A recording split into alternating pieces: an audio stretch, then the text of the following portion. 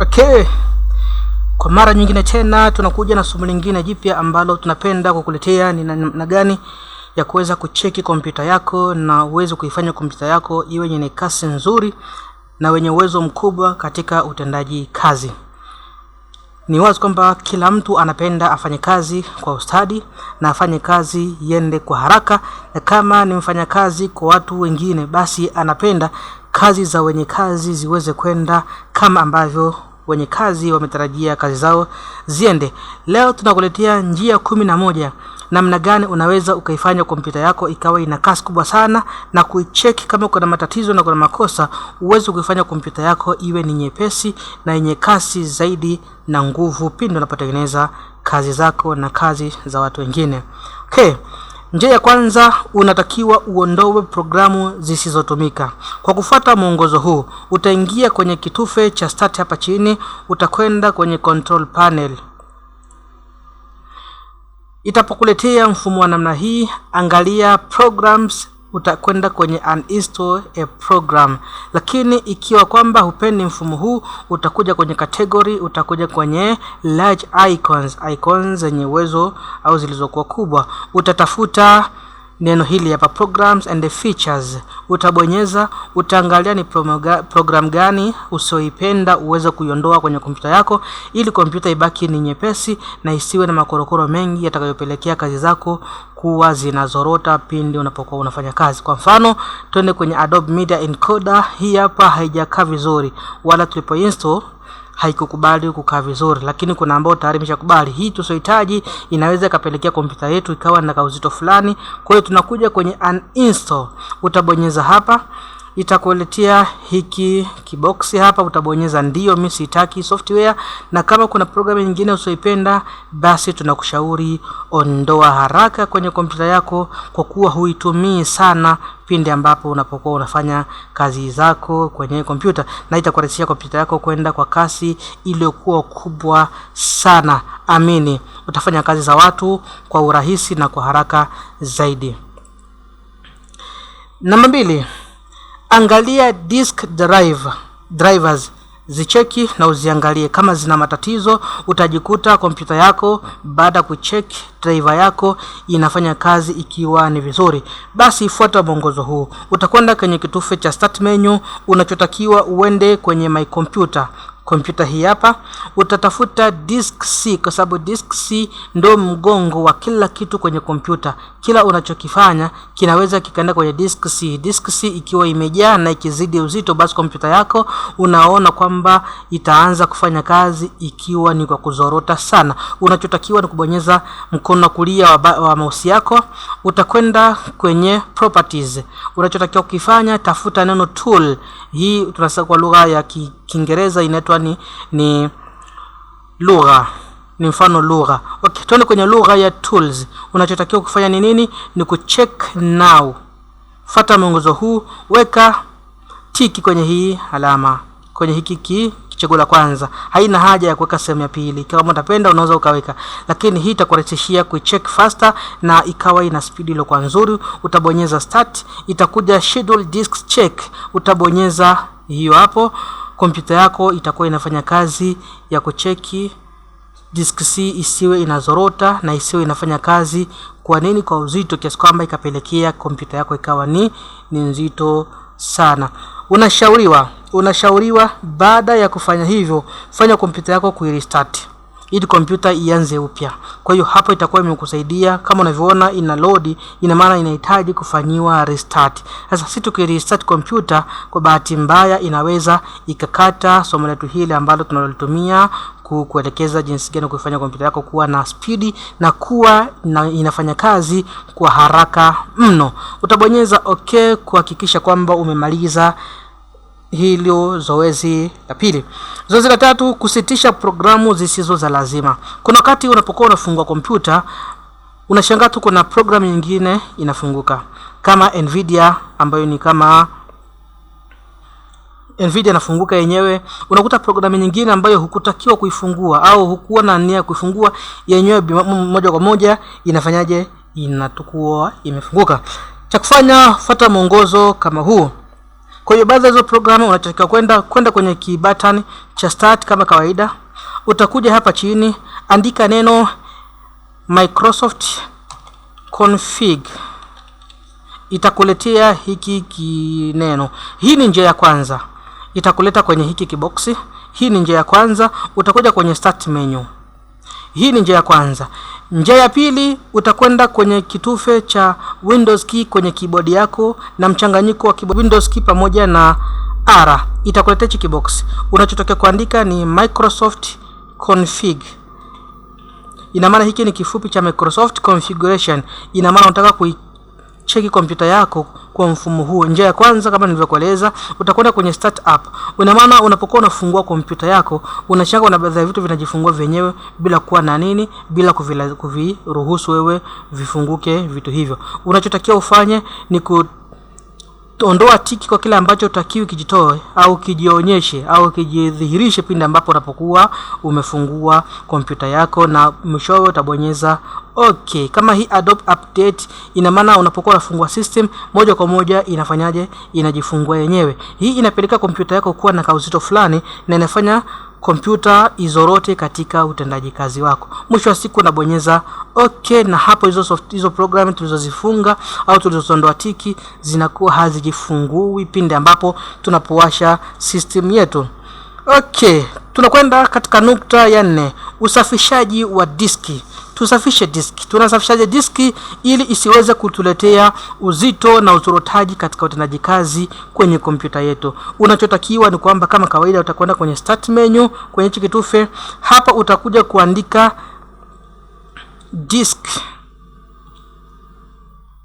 disk cleanup. Utaiona hii hapa. Utaibonyeza disk cleanup, unaona moja kwa moja imetuletea kwenye disk C. Ina maana tunataka tuisafishe hii disk.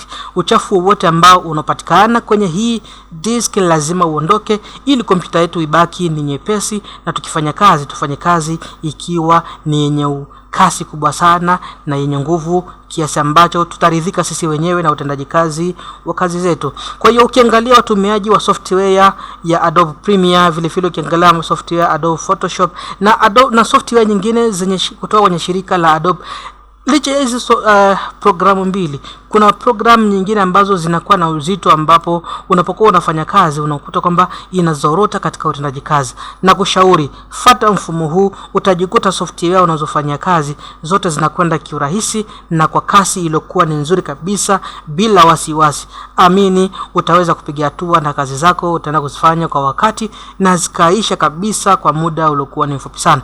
Hapa disk clean up bado ina load, inafanya kusafisha zile sehemu ambazo hazitakiwi kuwepo. Mwisho wa siku itakuletea kiboksi hiki, utakuja kuweka tiki kwenye viboksi vyote ambavyo havina tiki. Hii ina maana huu ni uchafu ambao unatakiwa usafishe kwenye kompyuta yako. Utakuta kuna KB, kuna KMB, na maana zinafanya kompyuta yako kidogo inakuwa na uzorotaji mkubwa sana. Hatimaye unabonyeza okay, utakuja delete files, sizitaki hizi file. Unaona inakwenda taratibu. Hii ni ishara kwamba inaonekana kulikuwa kuna uchafu mwingi ulitakiwa ufutwe, lakini tulikuwa tumezembea. Nambari 5 ni katika upangiliaji na unadhimu wa disk. Pindi ambapo disk C inapokuwa na unadhimu uliokuwa ni mbovu, amini, ina maana kompyuta yako inakuwa haifanyi kazi kiufanisi, inakwenda shagala bagala kama ambavyo ilivyokuwa yenyewe. Basi unachotakiwa kufanya, fuata mwongozo huu. Utaingia kwenye kitufe hiki cha start, utakwenda kuandika neno utakwenda kwenye computer unapotakiwa. Baada ya hapo utakwenda kwenye drive C, utabonyeza mkono wa kulia, utakwenda kwenye properties.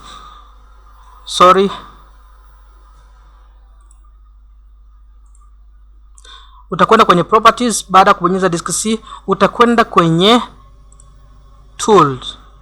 Hii ni lugha. Unakwenda kwenye unadhimu, defragment, unaita ni unadhimu.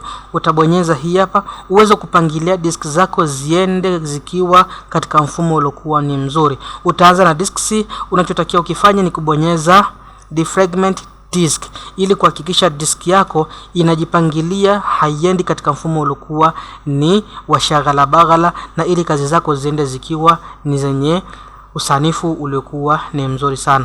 Unaona kwamba itaanza taratibu running taratibu mpaka itakapofika 100%. Hapo ndipo utaona diski yetu tayari inakuwa katika upangilaji. Wewe mwenyewe unashuhudia hapa kwamba kuna vitu vimekaa shagala baghala.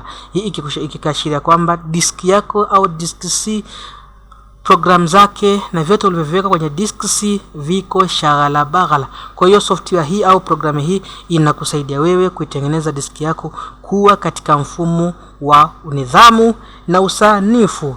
Kwa hiyo tutaachia software hiyo au tutaachia kazi hii iende hadi 100% ikiwa kwamba tunataka tufanye kompyuta yetu iwe na usanifu na ikiwa inafanya kazi kwa kasi ile kwa kubwa sana. Na hii pia inasaidia kufanya kompyuta inakuwa na kasi kiasi kikubwa mno.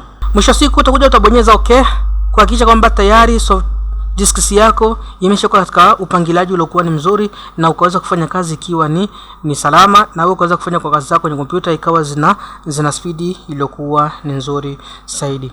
Sehemu ya 6 inabidi uchague chaguzi la power. Chaguzi la power ni kuweza kufanya kompyuta yako iwe na kasi iliyokuwa ni nzuri sana na ikaweza kufanya kazi kwa haraka iliyokuwa kubwa sana. Unachotakiwa kufanya, fuata mwongozo huu. Utakwenda kwenye start menu, unachotakiwa nenda kwenye control panel, nenda kwenye system and security, tafuta system and security. Ukiona kwamba hii ni shida kwako, rudi katika category system and security. Unachotakiwa uende kwenye power option. Power option unaikuta hii hapa. Utabonyeza power option, utasubiria ifunguke, utakuja kwenye hiki hapa, utakuja kwenye high performance. High performance inabidi uweke tiki hapa. Hii inakupa performance, utendaji kazi wa juu zaidi wa kompyuta yako. Utatoka kwenye sehemu hii na hapo tayari kompyuta yako unaanza, yani ni mfumo wa kuicheki kompyuta. Kompyuta inafanya kazi ikiwa ni yenye ukubwa, yenye speed na yenye kasi ya hali ya juu. Okay, tukienda katika upande wa namba 8, ufutaji wa mafaili taka. Ufutaji wa mafaili taka, zipo njia 2, 3, 4 za kuweza kufuta mafaili taka katika kompyuta yako. Njia ya kwanza, angalia kwenye recycle bin. Kama kuna taka yote hapo, unaweza ukaja kwenye hii hapa juu, ukabonyeza mkono kulia, ukaja kwenye empty recycle bin. Ina maana hapa hakuna taka. Hii ni moja katika njia ambazo zikiwa kama taka ni nyingi kwenye kompyuta yako au kwenye ile debe taka, kompyuta inaweza kawa inazorota katika utendaji kazi. Hii ni njia ya kwanza. Njia ya pili, unaingia ndani ya debe hili la taka. Hapa itakuletea kitufe au chaguzi limeandikwa empty all recycle bin. Futa taka zote zilizokuwepo kwenye hili debe la taka. Hii ni njia ya pili.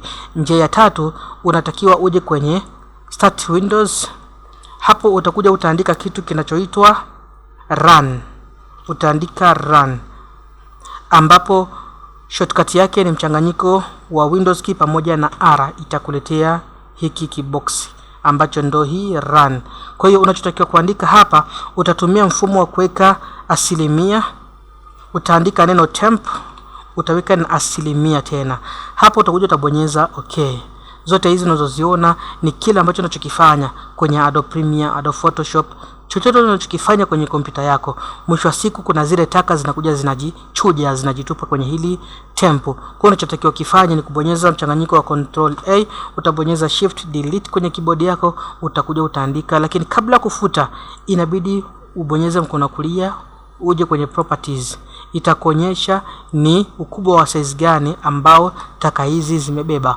Hizi ni MB 136, ni nyingi sana. Kuna mwingine anaweza kabeba uchafu kwenye MB zaidi ya GB 1 mpaka GB 10. Kwa hiyo yote hiyo unajua kama kompyuta inakuwa ina uzito, kumbe ni hili debe la huku kwenye temp kumebeba uchafu ulikuwa ni mkubwa, na mara nyingi inakwenda kwenye disk C. Na disk C ndio tumesema ni mgongo wa kompyuta. Kazi unayoifanya lazima disk C iwe ina space ile kubwa sana, isibughudhiwe wala isijae kitu ambacho si cha maana. Utakachokifanya ni kubonyeza mkono mchanganyiko wa control A kwenye keyboard yako, shift delete kuifuta moja kwa moja.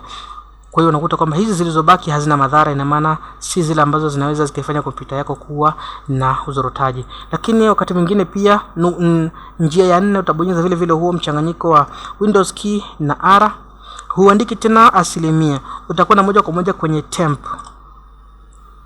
Utakuta pia kuna baadhi ya taka kwenye tempu. Yani hizi ni tempu ambazo zipo kwenye kompyuta, zinakuja kwa mifumo tofauti tofauti, ambapo hizi nazo wakati mwingine zinakuwa ni nyingi, zinapelekea kujaza C yako, disk C, na inafanya kompyuta kuwa ni yenye kuzorota sana. Utabonyeza mchanganyiko Control A kwenye keyboard yako, Shift Delete, vile vile utakuja kwa utaipiga delete, na utabonyeza skip. Zile zenye kuondoka zitaondoka na zenye kubaki ndio kama vile hivyo, lakini hapo tayari utakuwa ushaleta kiasi fulani, kompyuta yako itakuwa ina unafuu fulani katika utendaji kazi. Hiyo ni nukta ya 7. Njia ya 8 katika utatuzi wa utengenezaji na kuongeza spidi kwenye kompyuta yako na kuifanya uicheki kila ambapo inapokuwa ina matatizo, inapokuwa inazorota kompyuta hii. Na tunashauri ile njia ya 7 ya kwenda kwenye control Windows key pamoja na R, ukabonyeza alama ya asilimia, na hii huwa unaangalia kila wiki, kwa sababu kazi unazofanya kwenye kompyuta yako inakuwa inahifadhi hizi taka kwenye hii temp. Kwa jitahidi kila wiki uwe unaicheki kompyuta yako kwa kutumia huu mchanganyiko wa Windows kwenye keyboard yako pamoja na R. Hii itakusaidia sana. Hizo nyingine ukizifanya mara moja nadhani itakuwa inatosha kabisa kwa asilimia zote, lakini hii jitahidi ukariri mara kwa mara, kwa sababu tunatumia sana software mbalimbali kwenye kompyuta yetu. Nukta ya 8 au njia ya 8 ni kutaka kufanyia optimize visual effect ambazo zinapatikana kwenye kompyuta. Ni jinsi gani ambazo tunaweza kuzichuja zisizo yani sio lazima zote zionekane kwenye kompyuta yako au kwenye screen yako pindi unapokuwa unafanya kazi. Unachotakiwa ukifanya, unabidi uende kwenye start menu, kwenye batani hili la start menu, utakwenda kwenye kompyuta, utabonyeza mkono wa kulia kwenye C yako, utabonyeza unachotakiwa kifanya, utakwenda kwenye start menu, kwenye hii kompyuta utabonyeza right click. Unachotakiwa wewe ukifanya, utakwenda kwenye properties, moja kwa moja itakuelekeza uende kwenye advanced system setting. Advanced system setting itakuleta kwenye kiboksi, utakwenda kwenye advanced ambayo ndio hii hapa, utakwenda kwenye setting, rudi tena kwenye advanced au rudi kwenye visual effect. Hapa utakuja kwenye adjust for best performance. Hapa itaondoa kila kitu ambacho kwenye kompyuta ukikifanya unakiona.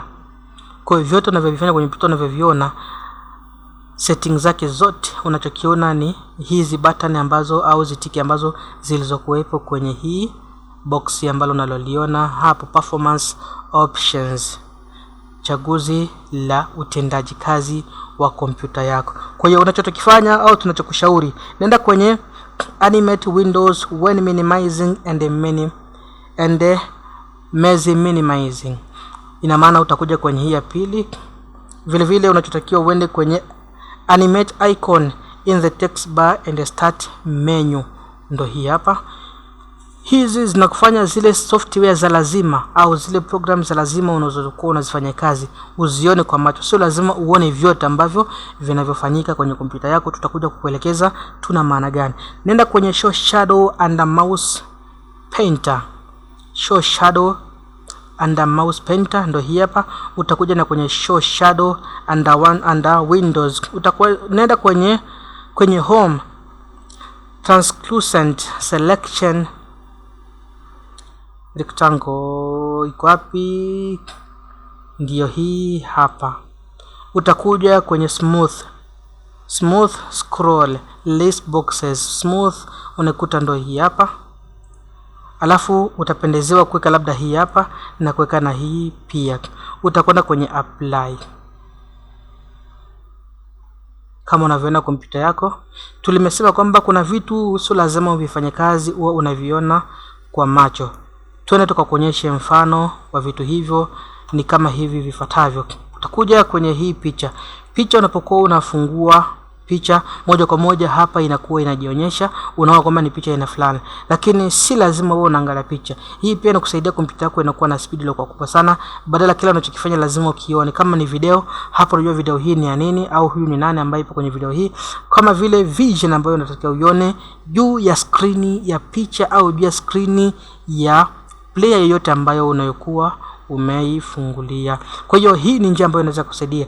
Inapo tutarudi katika Hili chaguzi la kwanza, let Windows choose what is best for my computer.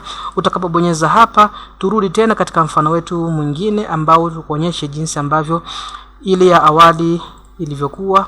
Utaiona kwamba hii ni picha tayari, picha hii inajionyesha kama ilivyo, lakini tulipoenda kwenye mwenye ni shahidi, unavyoona video, picha kadha wa kadha vinaonekana. Unajua kwamba hii ni picha nani, hii ni video ya nani, lakini unapokwenda kwenye huu mfumo wa kuchagua hapa, vyote hivyo vinakuwa vinapotea. Njia ya 9 tukielekea ukingoni ni njia ya kusitisha Windows. Njia ya kusitisha Windows ambapo unachotakiwa ukifanye ni kwenda kwenye start menu, nenda kwenye my computer, nenda kwenye right, nenda kwenye manage. Hapa unasitisha Windows search. Windows pindi ambapo unapokuwa unatafuta isitafute kwa muda mrefu sana. Wewe sitisha utafutaji wa muda mrefu, ipelekee kompyuta yako iwe inafanya kazi kwa spidi iliyokuwa nzuri. Itakuleta kwenye hichi kiboksi computer management. Unachotakiwa ukifanye wewe, nenda kwenye service and application. Service and application. Itafute service and application. Utabonyeza double click. Itakuleta kwenye huu kurasa. Unachotakiwa sasa hivi uende ni kwenye service. Service iko wapi? Service hapa. Utabonyeza tena double click. Itakuletea chaguzi hizi zote. Unachotakiwa utafute, baada kwenda kwenye service, tafuta Windows search. Windows search tunaipata ndo hii hapa. Utabonyeza right click, utakwenda kwenye properties, nenda kwenye automatic, andika weka disable, nenda kwenye apply, utabonyeza okay. Ina maana mpaka hapo kompyuta yako itakuwa umeifanyia ustaarabu, ambao unapokuwa unatafuta kitu kwenye kompyuta yako inakuwa na speed ile kubwa sana. Hizi ni njia ambazo zinaweza kukusaidia wewe kufanya kompyuta yako ikiwa yenye speed kubwa sana na ukafanya kazi kwa muda ambao wewe mwenyewe ulioweza kupangilia.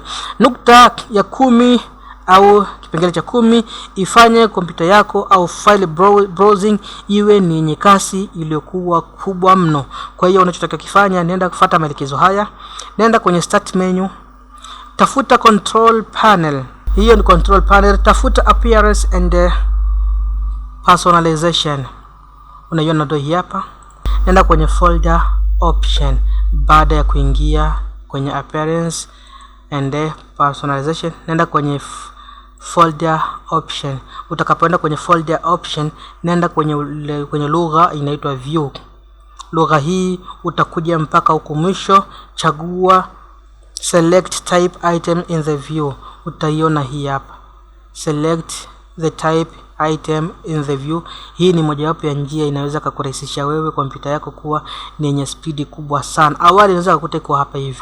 Kwa hiyo tunakushauri uchague ili hapa ili kompyuta yako iende kuweze kuwa na kasi ile kuwa ni nzuri sana, na ukaweza kufanya kazi ambayo inaweza wewe mwenyewe uko na furaha tu unapofanya kazi yako ikienda kwa speed kubwa sana. Kwa hiyo hiyo ni njia ya 18 na njia ya 10, tuna njia ya mwisho ambayo ni njia ya 11, increase visual memory. Tenganisha memory zako wakati unapofanya kazi. Una memory GB 4, una memory GB 8, una memory GB 16, una memory GB 32. Jitahidi memory hizi au GB hizi zitenganishe katika sehemu mbili. Sehemu ya kwanza ni kazi zako za kawaida, sehemu ya pili ni kazi ambayo ni maalum kwa kompyuta tu, ambapo unapokuwa unafanya kazi zisiingiliane. Ukifanya kazi, ifanya kazi kwenye memory aina maalumu ili zisilete fujo na zisifanye kompyuta yako kuwa ni yenye kasi, isiwe ni yenye uzito na uzorotaji pindi ambapo unapokuwa unafanya kazi. Tunachokushauri, fuata mwongozo huu, ingia kwenye start menu, nenda kwenye kompyuta, bonyeza right click, tafuta lugha inayoitwa properties. Hapo utabidi uende kwenye advanced system setting. Ndio hii hapa, utakuwa kwenye advanced system setting. Unachotakiwa nenda kwenye advanced. Unachotakiwa tena kwenda kwenye setting. Nenda kwenye advanced tena. Hapo unachotakiwa uchague kitu ambacho kinatoitwa, nenda kwenye change, ondoa tiki hapa. Utakapoondoa tiki hapa, unakuta tayari hapa kuna vitu vimejiandikwa customize size. customize size utaweka tiki. Size ambayo unatakiwa uitumie kwenye C2 na size ambazo unatakiwa kuitumie kwenye software nyingine au kwenye local disk nyingine. Kwenye initial size weka size, angalia kompyuta yako ina GB ngapi? Ina GB 4. Sawa? GB 4 au RAM yako ina GB 4. Ina maana sawa sawa na GB 1004. Kwa hiyo GB 1004, MB 1004, sorry, NB 1004 unatakiwa uipige mara 1.5 utapata 1006, ambapo wewe unachotakiwa kifanye utakuja hapa utaandika 1006 na hapa chini utaandika 1006. Ina maana MB za disk C ni 1006, ina maana GB 2 ambazo hazitakiwi kuingiliana na kitu kingine. Kwa hiyo C inapokuwa inajinafasi na hizo MB, ina maana kompyuta yako inakuwa ina speed ile kwa kubwa sana, kwa sababu kama tulivyosema C ni mgongo wa kompyuta pindi ambapo unapokuwa unafanya kazi. Kwa hiyo C utakiwi kuigasi wala kuijaza vitu ambavyo havihusiki. Na hapa kwenye screen unapoona ni moja katika njia ambazo hutakiwi kuweka kitu kwenye screen kama tunavyoona hapa hivi visivyokuwa vya lazima. Weka software ambayo unaitumia mara kwa mara kwenye screen yako. Lakini kama utakuwa umeweka kwenye home mkanda wa zana hapa chini kama Adobe Premiere, Adobe Photoshop, haina haja ziwepo sehemu hii ya desktop ili zisielete uzito kwenye kompyuta yetu pindi ambapo tunapokuwa tunafanya kazi. Kwa hiyo hapo unachotakiwa kufanya ni kuset C ibaki na MB GB 2 pamoja na disk zilizobaki zibaki na GB 2, RAM GB 2. Kwa hiyo C itakuwa inafanya kazi kwa uwezo uliokuwa ni mkubwa sana, na ukaweza kufanya kazi zako zikiwa ni kwenye zenye speed kubwa mno. Mwisho siku utabonyeza set, utakuja utabonyeza okay, na hapo utakuwa umemaliza kazi ya kutenganisha RAM yako kwa katika sehemu mbili kuu zitakazofanya kazi katika upande wa disk C2 na upande wa disk nyingine zilizosalia, ili kompyuta yako uweze kuzidisha speed katika utendaji kazi wake. Na ina maana mpaka hapa tayari umejifunza kitu maalum ambacho kinaweza kupelekea kompyuta yako ikiwa yenye speed nzuri sana, bila wewe kuwa na wasiwasi, bila kuwa na hofu ya kwamba kazi za watu zitakwenda zikiwa ni zenye kuzorota, na utajikuta kwamba kompyuta yako inakuwa ni yenye uwezo. Wewe mwenyewe utakuja kushangaa kazi ambazo unazozifanya. Bila kusahau ni kwamba ikiwa umependezewa video hii, tunakushauri kama hapo kwenye YouTube, basi jaribu kulike, share na watu wengine wenye matatizo ya kompyuta zao pindi wanapokuwa wanafanya kazi zinakuwa na matatizo ya uzorotaji na uzito mkubwa sana. Video hii itawasaidia vile vile. Na kushauri kitu kingine, video ni nyingi zinakuja zenye mafunzo mazuri kama haya. Basi cha kukushauri, bonyeza kitufe chekundu hapo chini kilichoandikwa subscribe. Vile vile pembeni yake kuna kengele, bonyeza hiyo kengele pindi ambapo tunapoweka notification zetu zitakufikia. Unapoona video zinaingia bila kuwa na wasiwasi, unakuwa ni kwanza kabisa kupata video zetu. Nikutakia ni usikivu mwema na kazi njema. Pia vile vile ukatakia mafanikio mema kwenye kazi zako unazozifanya. Sikutakia mafanikio, jitume ili utengeneze mafanikio. Asanteni sana.